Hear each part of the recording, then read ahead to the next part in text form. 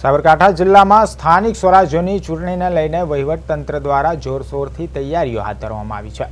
જિલ્લામાં કુલ 838 ઉમેદવારો વચ્ચે ચૂંટણી યોજાવાની છે, જેમાં જિલ્લા પંચાયતની 34 બેઠકો માટે 107 ઉમેદવાર, તાલુકા પંચાયતની 170 બેઠકો માટે 500 ઉમેદવાર અને નગરપાલિકાની બેઠકો માટે 231 ઉમેદવારો મેદાનમાં છે।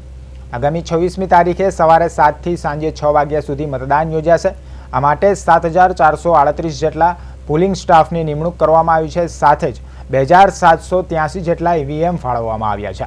સુરક્ષા વ્યવસ્થામાં 1200 પોલીસ જવાનો અને 1800 જીઆરડી જવાનો તૈનાત કરાયા છે, તેમજ 10 ચેકપોસ્ટો પર 24 કલાક નજર રાખવામાં આવી રહી છે।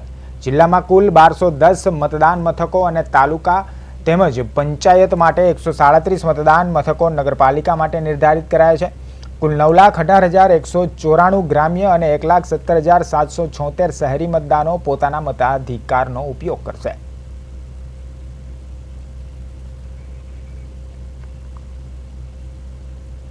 સાબરકાંઠા જિલ્લામાં કુલ 34 જેટલી જિલ્લા પંચાયતની બેઠકો, 170 જેટલી તાલુકા પંચાયતની બેઠકો અને 303 નગરપાલિકા અને 1 પ્રાંતિજ પેટા બેઠક એવી રીતે ચૂંટણી યોજનાર છે।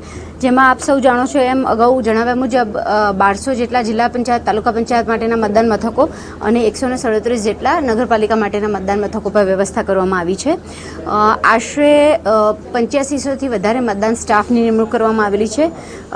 8 જેટલા જિલ્લા પંચાયતના આરઓ એટલે કે ચૂંટણી અધિકારી, 16 જેટલા તાલુકા પંચાયતના અને 4 જેટલા નગરપાલિકા માટે ચૂંટણી અધિકારીની નિમણૂક કરવામાં આવી છે। સાબરકાંઠા જિલ્લાની અંદર ટોટલ 980 પોલિંગ સ્ટેશન લોકેશન્સ ઉપર જિલ્લા પંચાયત, તાલુકા પંચાયત તથા 3 અલગ અલગ નગરપાલિકાઓની ચૂંટણી થવા જઈ રહી છે, ત્યારે સાબરકાંઠા જિલ્લા પોલીસ દ્વારા એનો જે સ્કેલ જે છે, જેને ડિસ્ટ્રિક્ટ સિક્યુરિટી ડેવલપમેન્ટ પ્લાન કહે છે, તે તૈયાર કરી દેવામાં આવ્યો છે। જરૂરી પોલીસ ફોર્સ મેળવી લેવામાં આવી છે।